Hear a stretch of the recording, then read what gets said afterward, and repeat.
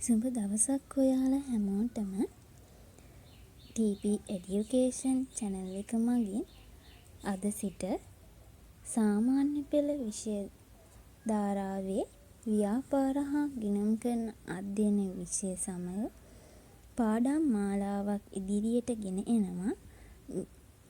අද අපි සාකච්ඡා කරන්නේ 10 ශ්‍රේණියේ ව්‍යාපාර හා ගිණුම් කරන අධ්‍යයනය කියන විෂයේ පළමු ඒකකය ව්‍යාපාර පසුබිම ගැන තමයි අද මේ වීඩියෝවෙන් සාකච්ඡා කිරීමට බලාපොරොත්තු වෙන්නේ. මේ පාඩම අවසානයේදී ඔයාලට ව්‍යාපාර සංකල්ප, පාරිභෝගික අවශ්‍යතා සහ උවමනා, නිෂ්පාදන සාධක, ඇල්මැති පාර්ශවයන් ගැන අවබෝධයක් ලබා ගන්න පුළුවන් වෙයි කියලා මම බලාපොරොත්තු වෙනවා.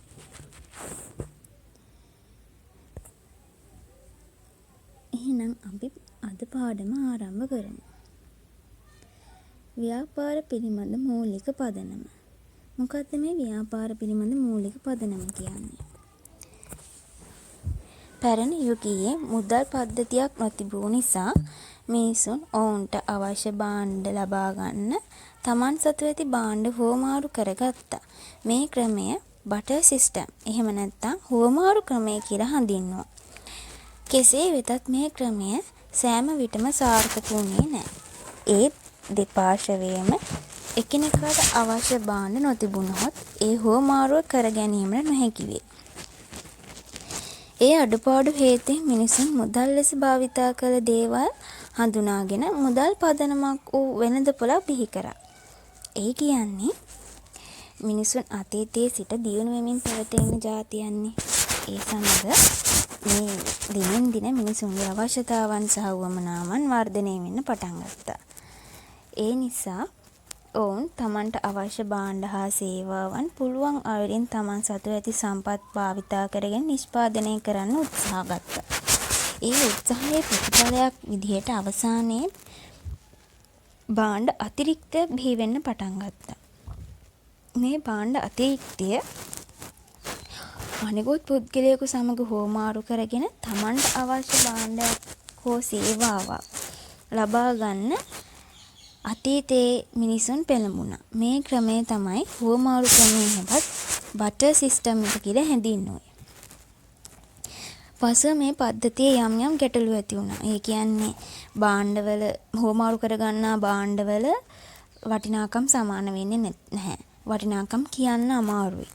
එහෙම නැත්නම් දෙපාර්ශවයේම අවශ්‍ය භාණ්ඩ එකිනෙකා සතුව නොතිබෙන්න පුළුවන්. එතකොටත් භාණ්ඩ හුවමාරු කරගන්න බැහැනේ.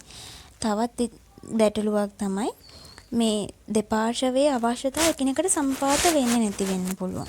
එතකොටත් මේ භාණ්ඩ හුවමාරු කිරීමේදී ගැටලු පැන නගිනවා. ඒ නිසා මිනිසුන් කටයුතු කරනවා ටික ටික මුදල් භාණ්ඩ වෙනුවට භාවිතා කරන්න පුළුවන් යම් වටිනා දෙයක් මුල් කරගෙන ලෝහ, රත්තරන් වගේ දේවල්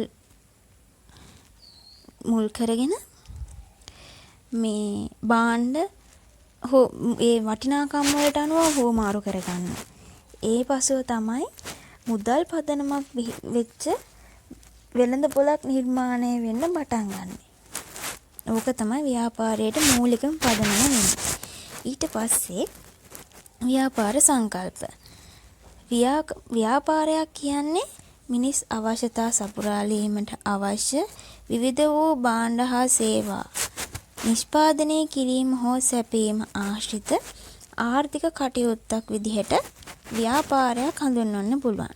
මේ ව්‍යාපාර කරගෙන ගියේ ගොඩක්ම ලාභ ඉපීමේ අපේක්ෂාවෙන්. මේ ව්‍යාපාර වලට රාජ්‍ය අංශය වගේම හා සමානව පෞද්ගලික අංශයක් නියැලුණා. රාජ්‍ය අංශය නම් බොහෝ වෙලාවට මේ ව්‍යාපාර කටයුතු වල නියැලුනේ සමාජ සුබ සාධන අපේක්ෂාවන් අරමුණු කරගෙන. නමුත් පෞද්ගලික අංශ බොහෝමයක් ව්‍යාපාරවල නියැලුනේ ලාභය අරමුණු කරගෙන. ව්‍යාපාර අද වෙනකොට දියුණු වෙලා මුළු ලෝකෙම එකට සම්බන්ධ වෙච්ච විශ්ව ගම්මානයක් බවට පත් වෙන තරමට මේ ව්‍යාපාර සංකල්පය අද වෙනකොට දියුණු වෙලා තියෙනවා. තොරතුරු හා sannivedana තාක්ෂණයේ දියුණුවත් සමග ව්‍යාපාර කටයුතු වල නියැලෙන්නන්ට වගේම පාරිභෝගිකයන්ටත් භාණ්ඩ ඇණවුම් කිරීම, මුදල් ගෙවීම, ප්‍රචාරණය වගේ දේවල් විද්‍යුත් මාධ්‍ය හරහා ඉක්මනින් සහ පහසුවෙන් කරගන්න මේ ව්‍යාපාර සංකල්පය නිසා හැකියාව ලැබිලා තියෙනවා. ඊට පස්සේ ව්‍යාපාරය අරමුණු. ව්‍යාපාරයක් කරගෙන යනකොට ව්‍යාපාරයේ අරමුණු වගේම පාරිභෝගිකයන්ගෙත් අරමුණු ඉටු කරන්න ව්‍යාපාරයේ බැඳිලා ඉන්නවා. මොකද ව්‍යාපාරයක් කරගෙන යනකොට තියෙන ප්‍රධානම අරමුණු දෙකක් තියෙනවා. ඒක තමයි ලාභ ඉපයීම, පාරිභෝගික තෘප්තිය හැලනැන්වීම. ලාභ ඉපයීම විදිහට හඳුන්වන්නේ ව්‍යාපාරයට ලාභ ඉපයීම වැදගත් වනුයේ එහි අයිතිකරුවන් යෙදුව මුදලට සරිලන ප්‍රතිලාභ ලබා ගැනීම සඳහා. ඒ කියන්නේ අපි කවුරුත් දන්නවා ව්‍යාපාරයක් නියැලෙන්න යනකොට ව්‍යාපාරයක් ආරම්භ කරනකොට අපි ආයෝජනය කරනවා. යම් මුදලක් ආයෝජනය කරලා තමයි අපි ව්‍යාපාරයක් ආරම්භ කරන්නේ. අන්නේ ආයෝජනය කරන මුදලට වටිනාකම ප්‍රතිලාභයක් ලබා ගන්න තමයි මේ ලාභ ඉපයීම සිද්ධ කරන්න ඕනේ කියන්නේ. ඊට පස්සේ පාරිභෝගික තෘප්ති හෙළනැන්වීම. පාරිභෝගික තෘප්ති හෙළනන්වද්දී ව්‍යාපාර අවධානය යොමු කරන්න ඕනේ පාරිභෝගිකගේ අවශ්‍යතා සහ උවමනා කෙරෙහි. ඒ අවශ්‍යතාවන්ට හා උවමනාවන්ට සරිලන පරිදි තමයි භාණ්ඩයක් හෝ සේවාවක් නිෂ්පාදනය කරලා පාරිභෝගිකයාට ඉදිරිපත් කරන්න ඕනේ. එතකොට පාරිභෝගිකයාගේ තියෙන අවශ්‍යතාව වමනාවත් ඉටු වෙනවා. ව්‍යාපාරයේ පැත්තෙන් ව්‍යාපාරයටත් ලාභයක් උපයා ගන්න හැකියාව ලැබෙනවා. මේක තමයි පාරිභෝගික තෘප්ති හෙළනංවනවා කියලා හඳුන්වන්නේ. මේ ප්‍රධාන අරමුණු දෙකට අමතරව ව්‍යාපාරයකට විවිධ ඉලක්කයන් එසේත් නැත්නම් උපාරමුණු තුනක් තියෙනවා. ඒ තමයි භාණ්ඩ හා සේවාවල ගුණාත්මක භාවය ඉහළ නැංවීම, රැකියා උත්පාදනය, සේවක සුබසාධනය. භාණ්ඩ හා සේවාවල ගුණාත්මක භාවය ඉහළ නංවනවා කියන්නේ ව්‍යාපාරයක් පාරිභෝගික අවශ්‍යතා සහ උවමනා නිසි පරිදි සැලකිල්ලටගෙන සාධාරණ මිලකට ගුණාත්මක භාණ්ඩ හා සේවා ලබා දීමට කටයුතු කරනවා. මෙහිදී පාරිභෝගිකයන්ගේ ප්‍රතිචාර ගැන වැඩි සැලකිල්ලක් දක්වන්න ඕනේ. මොකද පාරිභෝගිකයෝ වැඩි හරියක් භාණ්ඩවල ගුණාත්මක භාවය මත තමයි ඒ භාණ්ඩය තෝරා ගැනීම හෝ පරිභෝජනය කිරීම රඳා පවතින්නේ. ඒ නිසා පාරිභෝගිකයන්ගේ වගේම ව්‍යාපාරයේ භාණ්ඩයේ සේවාවල ගුණාත්මක භාවය ඉහළ නංවන්න අවධානය යොමු කරන්න ඕනේ. රැකියා උත්පාදනය. කම්කරුවන්ගේ සිට ඉහළ කළමනාකරුවා දක්වා විවිධ රැකියා අවස්ථා ව්‍යාපාරයක් විසින් බිහි කරයි. ඒ කියන්නේ පුද්ගලයන්ටත් විවිධ දක්ෂතා තියෙන පුද්ගලයන් අපේ සමාජයේ ඕන තරම් දකින්න තියෙනවා. ඒ හැකියාවන් මෙන්ම රට තුළ තියෙන තවත් අනෙකුත් සම්පත් උපයෝගී කර ගනිමින් ව්‍යාපාර දිනෙන් දින දියුණු වෙන්නටත් ව්‍යාපාර පුළුල් කර ගැනීමත් සමගින් රැකියා උත්පාදනය සිද්ධ වෙනවා. ඊළඟ සේවක සුබසාධනය. සේවක සුබසාධනය කියන්නේ ව්‍යාපාරය තුළ රැකියාවේ නියුතු වෙන සේවකයන්ගේ සුබසාධනය සලසනවා කියන්නේ වැටුප ලබා දීමම පමණක් නොවේ. වැටුප තමයි ප්‍රධාන. නමුත් වැටුමට වඩා වැටුමත් සමග තව දේවල් සේවකයන්ගේ සුබසාධනය සේවකයන් වෙනුවෙන් කළමනාකරුවන් සඳහා කළ හැකි. ඒ තමයි ආහාර පාන, නවාතැන් පහසුකම්, ප්‍රවාහන පහසුකම්, වෛද්‍ය පහසුකම් සහ ආරක්ෂණ පහසුකම් වගේ දේවල් ලබා දීම තුළින් සේවක තෘප්තිය ඉහළ නංවන්න පුළුවන්. ඒ හරහා ව්‍යාපාරයේ අරමුණු සාක්ෂාත් කරගන්නත් ඉලක්ක ජය ගන්නත් හැකියාව ව්‍යාපාරයකට ලැබෙනවා.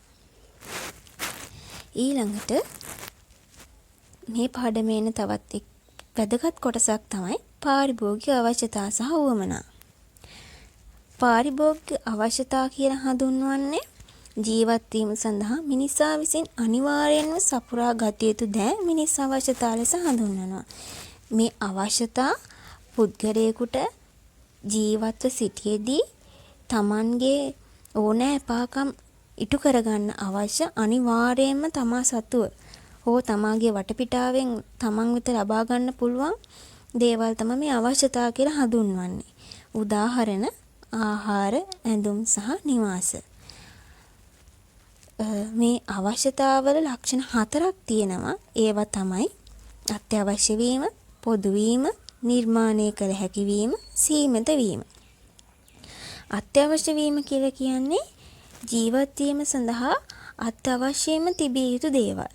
ඒ කියන්නේ දැන් ආහාර කියන දේ අරගත්තොත් ඔයාටවත් මටවත් ආහාර නැතුව ජීවත් වෙන්න බෑ. ඒ නිසා ආහාර අපි දෙගොල්ලටම අපි හැමෝටම අවශ්‍යයි. පොදු වීම. පොදුයි. සෑම පුද්ගලයෙකුටම අවශ්‍යතා සමානයි. ඒවා කාටත් පොදු. ඒවා වෙනස් වෙන්නේ නැහැ. මේ අවශ්‍යතා කියන දේ හැමෝටම පොදු නිසා ඒවා වෙනස් වෙන්නේ නැහැ එකිනෙකාගෙන්. දැන් මට තියෙන අවශ්‍යතාවයම තමයි ඔයාලටත් තියෙන්නේ. උදාහරණයක් විදිහට ආහාර අරගත්තොත් ඒ ආහාර කියන දේ ඔයාටත් පොදුයි මටත් පොදුයි. නිර්මාණය කළ නොහැකි වීම. මේකවා ව්‍යාපාර වලට නිර්මාණය කරන්න බෑ. සීමිත වීම. අවශ්‍යතාවන් කියන දේවල් හරිම සීමිතයි. දැන් ආහාර, ඇඳුම් සහ නිවාස වලට අමතරව මේ සමාජයේ දියුණුවත් සමග අධ්‍යාපනයේ, සෞඛ්‍ය ආරක්ෂාව, ප්‍රවාහනයේ sannivedanaya වගේ දේවල් අවශ්‍යතාව විදිහට ගණනනවා.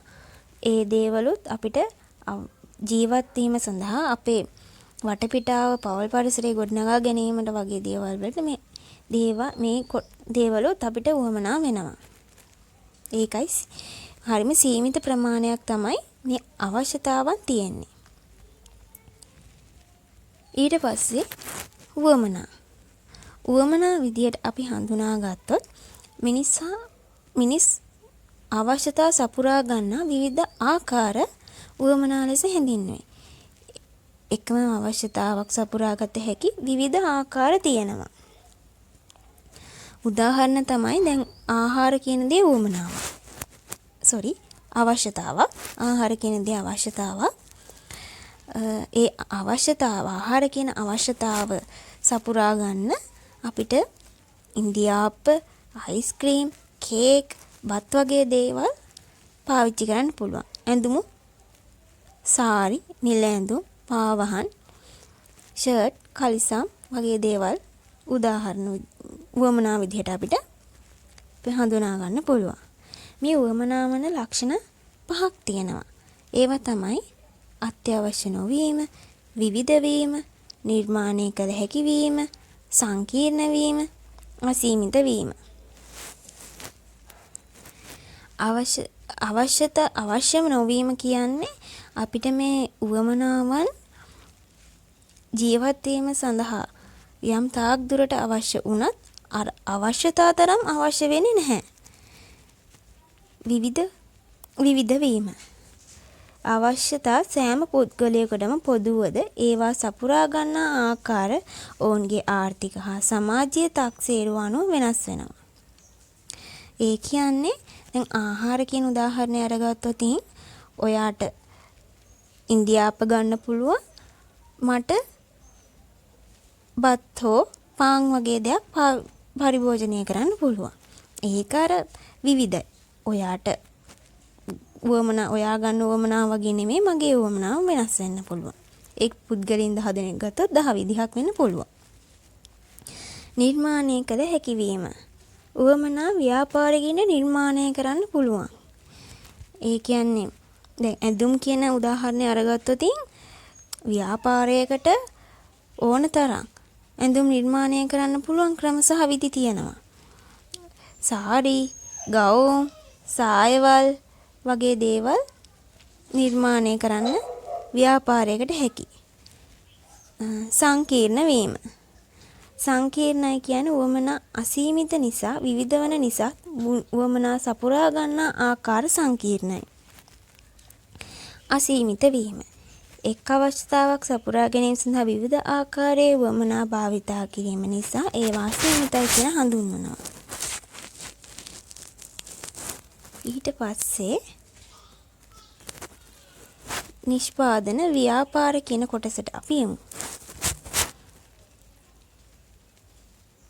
නිෂ්පාදන ව්‍යාපාර කියලා කියන්නේ යම් භාණ්ඩ හෝ සේවාවන් වගේ පාරිභෝගිකයන්ට අවශ්‍ය කරන දේවල්, උවමනා කරන දේවල් ව්‍යාපාරික මට්ටමින් නිෂ්පාදනය කරන්න පෙළඹිලා ඉන්න කොටස තමයි මේ නිෂ්පාදන ව්‍යාපාර විදියට අපි හඳුන්වන්නේ. මේ නිෂ්පාදනය කරන ව්‍යාපාර කොටස් දෙකක් තියෙනවා. ඒක තමයි භාණ්ඩ නිෂ්පාදන ව්‍යාපාර සහ සේවා සැපීමේ ව්‍යාපාර. මොනවද මේ භාණ්ඩ නිෂ්පාදනය කරන ව්‍යාපාර විදියට හඳුන්වන්නේ? මිනිස් අවශ්‍යතා සහ උවමනා සපුරාලීම සඳහා යොදා ගන්නා ස්පර්ශ කළ හැකි සහ භෞතික පැවැත්මක් ඇති දෑ. පාරිභෝගිකයින්ගේ රුචිකත්වය, ආදායම් මට්ටම, සමාජ තත්ත්වය ආදී කරුණු සලකා බලා ව්‍යාපාර විවිධ භාණ්ඩ වෙළඳපොළට ඉදිරිපත් කරමින් මිනිසාගේ ජීවන රටාව පහසු කරවා ගැනීමට දායක වේ. භාණ්ඩ නිෂ්පාදනය කිරීමේදී ඒ භාණ්ඩ මිනිසුන්ගේ අවශ්‍යතා සහ උවමනාවන් සපුරාලනවා වගේම ඒ දේවල් භෞතික පැවැත්ම භෞතිකව අල්ලන්න කරන්න පුළුවන් හැකියාවක් මේ භාණ්ඩ නිෂ්පාදන ව්‍යාපාරවල නියැලෙන අයට මේ භාණ්ඩවල තියෙන ලක්ෂණය. උත්පාදන සාධක මූලික වශයෙන් භූමිය, ශ්‍රමය, ප්‍රාග්ධනය හා ව්‍යවසායකය ලෙස වර්ග කර දැක්විය හැකියි. මේ මූලිකම සාධක මොනයම් හෝ ව්‍යාපාරයක් නියැලී සිටින කාට හෝ තමන්ගේ ව්‍යාපාරය ඉදිරියට කරගෙන යාම සඳහා අනිවාර්යයෙන්ම මේ සම්පත් 4 අත්‍යවශ්‍ය වෙනවා. අපි දැන් මේ එකිනෙක සම්පත් ගැන ඉදිරියට සාකච්ඡා කරගෙන යමු. භූමිය. භූමිය කියන්නේ සබහා ධර්මයෙන් ලැබී ඇති සියලුම සම්පත් භූමිය යනුවෙන් හැඳින්වේ. මේට භූමිය මතු පිට මෙන්ම අභ්‍යන්තරයේ පවතින සම්පත්ද ඇතුළත් වේ. භූමිය කියන ව්‍යාපාරයක් කරගෙන යන ඉඩමම කියන අදහස ගැන නැහැ. භූමිය කියලා ගත්තොත් භූමිය මතු පිට වගේම භූමිය අභ්‍යන්තරයේ තියෙන දේවල් ස්වභාව ධර්මයෙන් ලැබෙන මේ දේවල් අපිට සම්පත් භූමිය වශයෙන් පොදුවේ හඳුන්වන්න පුළුවන්. ಖನಿಜ සම්පත්, වන සම්පත්, පස වගේ දේවල්. දැන් උදාහරණයක් ගත්තොත් කෘෂිකර්මාන්තය. කෘෂිකර්මාන්තයේ බැඳලා තියෙන්නේ පස හා සම්බන්ධව. ඒතකොට කෘෂිකර්මාන්තයේ නිෂ්පාදන සාධකයේ භූමිය විදිහට ගන්න පස. ඒ වගේ මේ භූමියේ තව ප්‍රධාන ලක්ෂණ තමයි මේ චලනය කරන්න බෑ.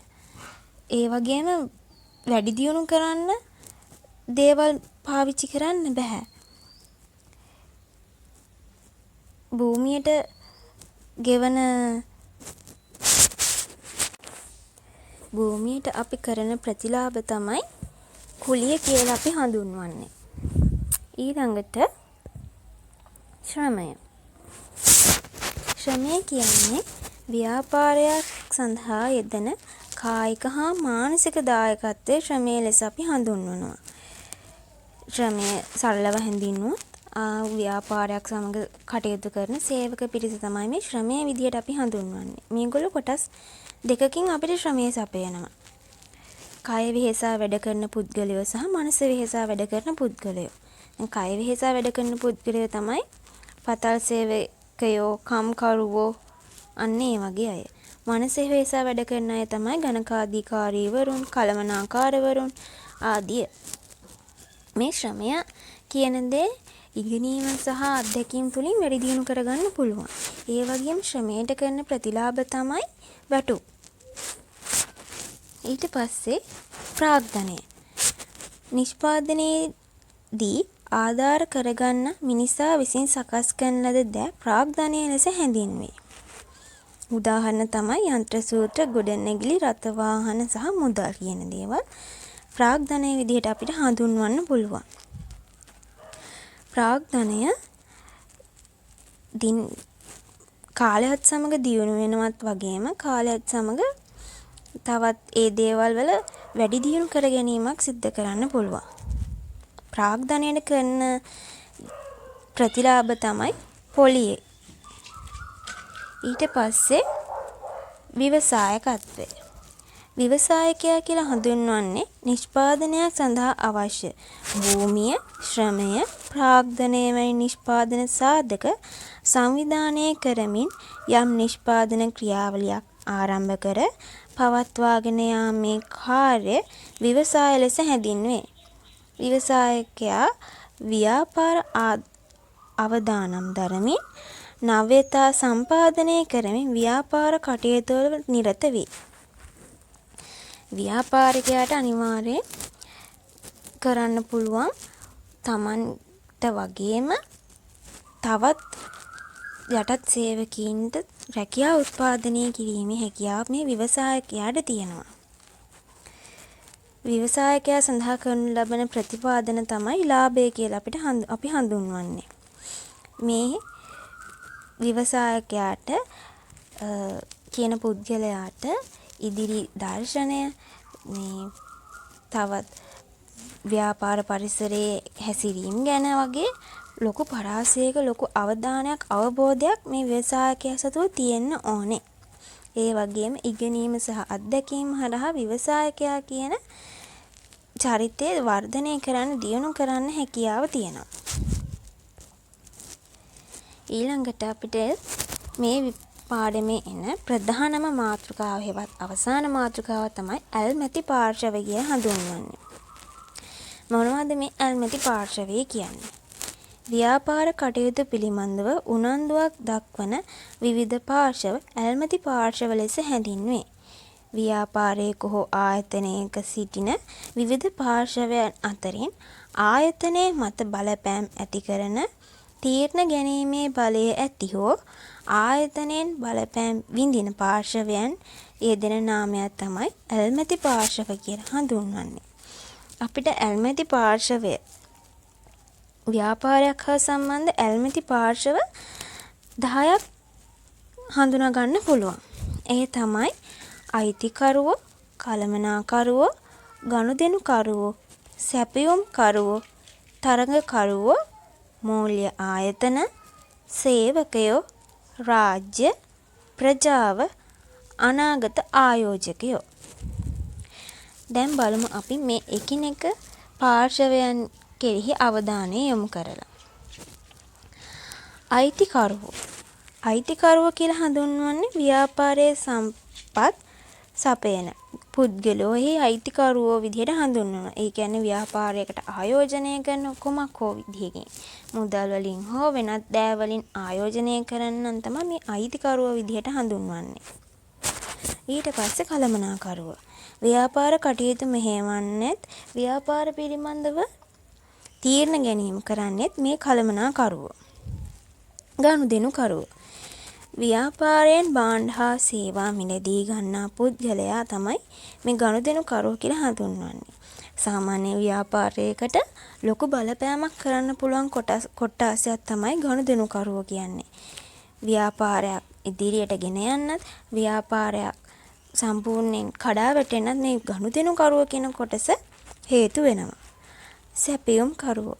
ව්‍යාපාරයකට අවශ්‍ය විවිධ දෑ සපයන්නන් තමයි සැපයුම්කරුවෝ කියලා හඳුන්වන්නේ. ඒ කියන්නේ විවිධ සම්පත් දැන් රෙදි කර්මාන්ත ශාලාවකට නම් රෙදි සපයන්නන් තමයි සැපයුම්කරුවෝ කියලා හඳුන්වන්නේ.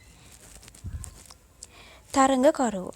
යම් ව්‍යාපාරයක් විසින් නිෂ්පාදනය කරන නිෂ්පාදන වලට සමාන භාණ්ඩ හා සේවා නිෂ්පාදන හෝ අලෙවි කිරීම සිදු කරන්නෝ තමයි තරඟකරුවෝ කියලා හඳුන්වන්නේ. දැන් ඕනෑම තැනක අපි ඕනෑම භාණ්ඩයක් මිලදී ගන්න ගියොත් අපි දැකලා තියෙනවා එකම වර්ගයේ එකම භාණ්ඩයෙන් වර්ග කිහිපයකින් භාණ්ඩ තියෙනවා. බිස්කට් අරගත්තොත් මැලිබන් එකෙන් බිස්කට්, මංචි එකෙන් බිස්කට්, අන්න ඒ වගේ විවිධ ආයතන වලින් බිස්කට් නිෂ්පාදනය කරනවා. ඒ වෙනස් ආයතන එකිනෙකට තරඟ කරනවා තමන්ගේ ව්‍යාපාරය තමන්ගේ බිස්කට් පාරිභෝගිකය අතර වැඩි ප්‍රමාණයක් ප්‍රචාරය කරන්න. අන්න ඒක තමයි තරඟකරුවෝ හැවත් තරඟකාරීත්වය කියලා හඳුන්වන්නේ. මූල්‍ය ආයතන ව්‍යාපාර සඳහා අවශ්‍ය ණය, උපදේශන සේවා ආදී සපයන්නන් බැංකු හෝ අනෙකුත් ණය දෙන ආයතන තමයි මූල්‍ය ආයතන විදිහට හඳුන්වන්නේ. සේවකයෝ ව්‍යාපාර කාර්ය ඉටු කරන පුද්ගලයෝ සේවකයෝ කියලා හඳුන්වනවා. ඒ කියන්නේ ව්‍යාපාරයේ තුල මේ කළමනාකරුවන් විසින් ගනු ලබන තීරණ ක්‍රියාත්මක කරන ව්‍යාපාරයේ තුල අවශ්‍ය භාණ්ඩ හා සේවාවන් නිෂ්පාදනය කරන පුද්ගලයන් තමයි සේවකයෝ විදිහට හඳුන්වන්නේ. රජය රටක ආර්ථික දියුණුව සඳහා අවශ්‍ය ප්‍රතිපත්ති සම්පාදනය කරන්නේ රජය විසින්. මේ රජය විසින් ව්‍යාපාර දියුණු කරගෙන යන්න ව්‍යාපාර වලට අවශ්‍ය සුබසාධන සේවා වගේ කටයුතු රැසක් ක්‍රියාත්මක කරනවා. ප්‍රජාව ව්‍යාපාරයෙන් පිටත ජීවත් වන ජනතාව ප්‍රජාව ලෙස හැඳින්වේ. ජනමාධ්‍යවේදීන්, පරිසරවේදීන් වගේ අය තමයි ප්‍රජාව විදිහට හඳුන්වන්නේ. අවසාන වශයෙන් අනාගත ආයෝජකයෝ. අනාගතයේදී ආයෝජනය කිරීමට අපේක්ෂිත පුද්ගලයන් හා ආයතන විදිහට මේ අනාගත ආයෝජකයෝ හඳුන්වන්න පුළුවන්. මේ සෑම පාර්ශවයක්ම ව්‍යාපාරයක් කරන විවිධ අරමුණු ඉටු කර ගැනීම අපේක්ෂා කරනවා. මොනවද මේ අරමුණු? එක පාර්ශවයන්ගෙන් තියෙන.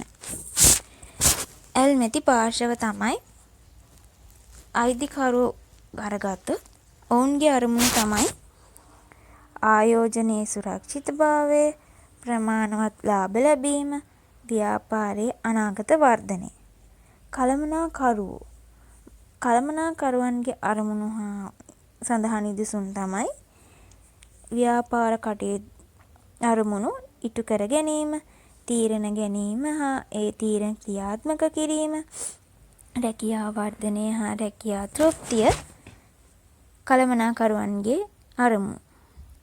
සේවකයෝ ඔවුන්ගේ අරමුණු තමයි සාධාරණ වැටුප් ලබා ගැනීම, රැකියා සුරක්ෂිතභාවය. ගනුදෙනුකරුවෝ නිෂ්පාදිත සාධාරණ මිලට ලබා ගැනීම, ගුණාත්මක නිෂ්පාදන ලබා ගැනීම ඔවුන්ගේ අරමුණු. සැපයුම්කරුවෝ භාණ්ඩ ඇනවුම් ලබා ගැනීම, නිසි පරිදි මුදල් ලබා ගැනීම තමයි සැපයුම්කරුවන්ගේ අරමුණු. ඊළඟට මූල්‍ය ආයතන. දෙන ලද ණය අය කර ගැනීම, තවදුරටත් ණය සැපයීම මූල්‍ය ආයතනවල අරමුණ. රජයේ අරමුණු තමයි ලැබිය යුතු බදු ආදායම් නිසි ලෙස ලබා ගැනීම, රැකියා අවස්ථා උත්පාදනය කිරීම, ජාතික නිෂ්පාදිත වර්ධනය කර ගැනීම. තරඟකරුව තම නිෂ්පාදනවල මිල තීරණය කිරීම, තරඟයට මුහුණ දීම. ප්‍රජාව පරිසරයට හිතකර ව්‍යාපාර කටයුතු පවත්වාගෙන යන්නේදැයි විමසා බැලීම. සමාජ සුබසාධන දායක වන්නේදැයි විමසා බැලීම. ප්‍රජාවට පුළුවන් මේ පරිසරයට හිතකර නොමැති අහිතකර ව්‍යාපාර කටයුතු පවා නවත්වා දමන්න. අනාගත ආයෝජකයෝ ඒගොල්ලෝ ආයෝජනය පිළිබඳ තීරණ ගන්නවා. ඒ අනාගත ආයෝජකයෝ ව්‍යාපාරයේ කටයුතු කරන දිහා, ව්‍යාපාරයේ ඉලක්ක සාර්ථක කරගන්න දරන වෙහෙස සහ ඒ ඉලක්ක සාර්ථක කරගන්න ආකාරය ගැන හොඳ අවධානයෙන් ඉන්නවා. මේ අනාගත ආයෝජකයෝ ව්‍යාපාරයක් සමග සම්බන්ධ වෙන්න අදහසින් ඉන්නවනම්.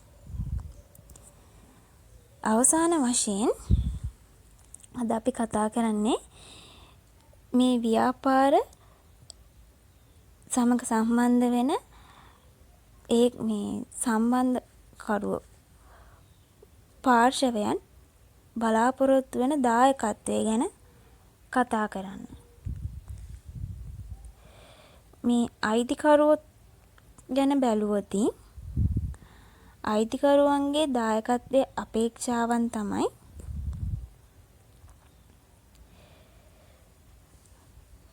ප්‍රමාණවත් ප්‍රාග්ධන දායකත්වයක් ලබා දීම. ව්‍යාපාර කටයුතු පිළිබඳ උනන්දුවක් හා කැපවීම.